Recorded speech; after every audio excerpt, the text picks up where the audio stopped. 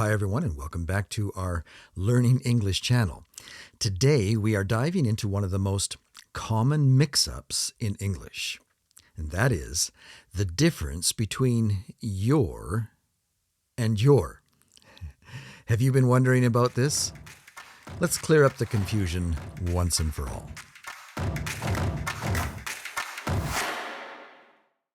Let's start with your.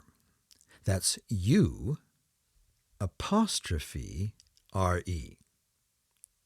This one's actually quite easy if you remember one simple thing. Your, with the apostrophe, is really a combination of two words. You can know it's a combination of two words because of the apostrophe. In English, we have a name for these kinds of words. We call them contractions. Two words coming together into one. In this case, the two words are you and are. You and are. I'm curious. Do you have contractions in your language? Do you sometimes put two words together to make them shorter? Let me know in the comments below. I'd be very curious. Also, let me know if you also use the apostrophe or something else to show that two words are coming together. When you look at the word on the screen, it really doesn't seem that shorter in the way that it is written. The apostrophe is just replacing the A, right? But it does shorten down when you are talking. You are becomes your. It's much quicker, much faster. Your. This kind of thing happens a lot in English. People want to talk faster. And so they often combine words. They kind of mush two words together. And more people start doing the same thing, and soon it becomes part of the language and starts showing up in the dictionaries as official English words. One common way to use your is when you want to say that you think someone is really good or bad at something. For example, I can say, "You're amazing at learning English." See how it works? I just said that you are amazing at learning English. You are amazing. You're amazing. Easy, right? Here are some examples of using the contraction your in a sentence. You're going to love this book. It's fantastic. I can't believe how fast you're growing up. You're doing a great job with your English lessons. You're a lot smarter than you think. You're welcome to join us for dinner anytime. You're exactly right. I agree with you 100%. Let's now take a look at the word your. This word is talking about possession or ownership. It's a way to talk about things that belong to you. For instance, is this your hat? I'm asking you if the hat belongs to you. Is this your hat? Remember, there's no apostrophes here because we're not contracting or shortening anything. We're not bringing two words together. It's simply one word indicating ownership or possession. Here's some examples. Is this your book? Please remember to bring your homework tomorrow. I will meet you at your car. Whose car is it? It's yours, right? Possession, ownership. It's your car. Can I come over to your apartment tonight? Your house is huge. Make sure your phone is charged before we leave.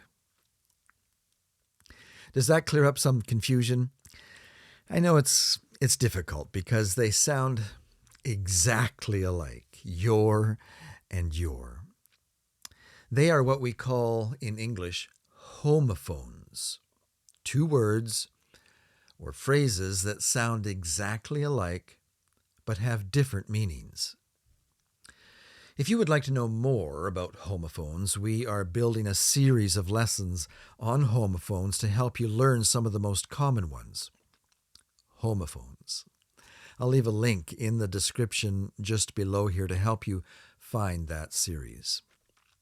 And that reminds me, I'd like to ask you just a little favor, a quick favor, and that is if you are finding this video helpful, please take a second and just hit the like button below. That really helps our channel to grow. I know it sounds kind of funny, but that's the way YouTube works. Also, if you would just also leave a comment in the comment section below. The more comments we get, the more likes we get, the more YouTube knows or believes that this is a video that other English students would probably enjoy as well, and that way they promote it to other English students. So thank you for your help with that. Let's now take a look at some examples of some of the common mistakes that happen with your and your. Let me ask you, would it be right to say, "You're beautiful"? Well, if you're just saying it to your girlfriend at the restaurant or your boyfriend, that's fine, because both words sound exactly the same, right? So as long as you're just talking, then you could say, "You're beautiful," and that's fine. But if you're texting someone and you say, "You're beautiful," you might look at that and say, is that right? Did I use it the right way? Well, here's a little trick that will help you. If you've ever texted or maybe you've started to write out a message to your friend and you've written "you're beautiful" and you're wondering, is that right? Here's the trick.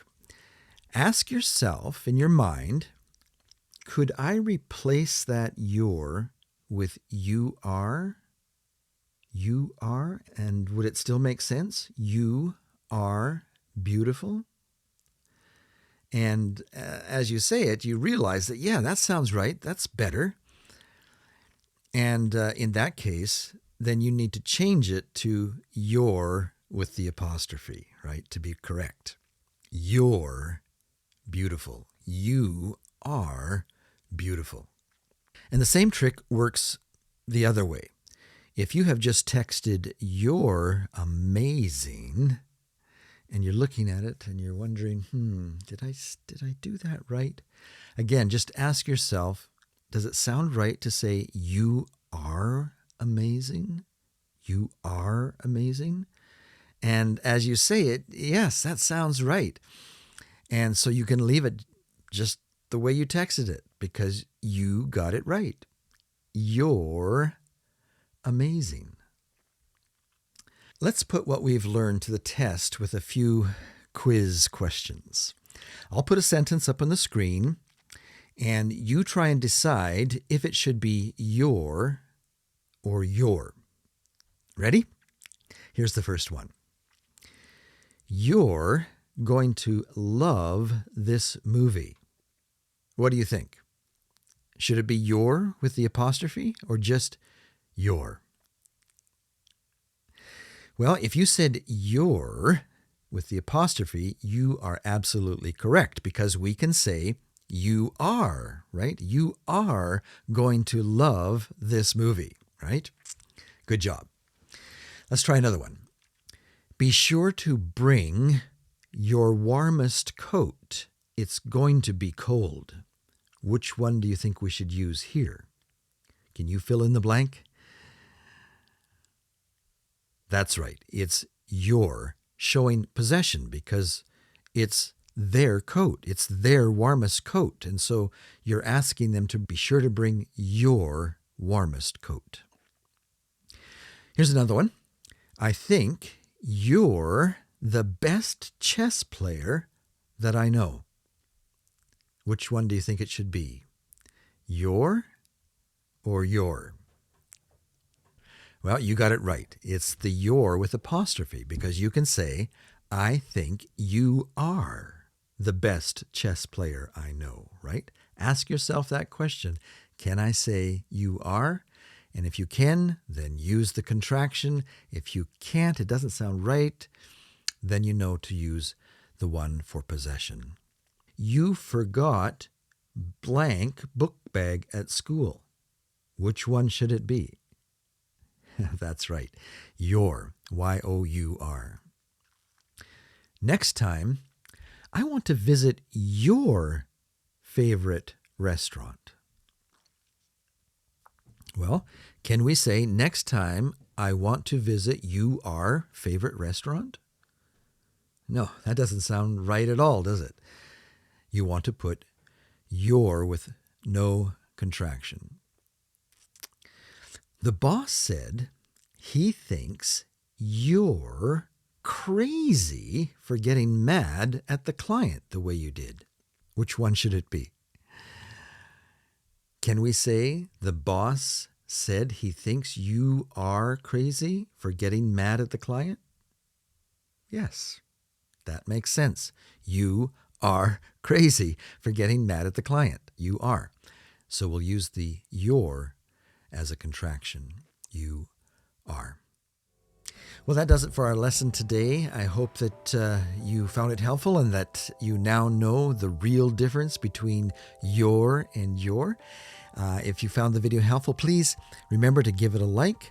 Give me a comment on what you thought of the video. And if you haven't already done so, I invite you to subscribe to our channel for many more lessons here at Study English with Frank. So long for today.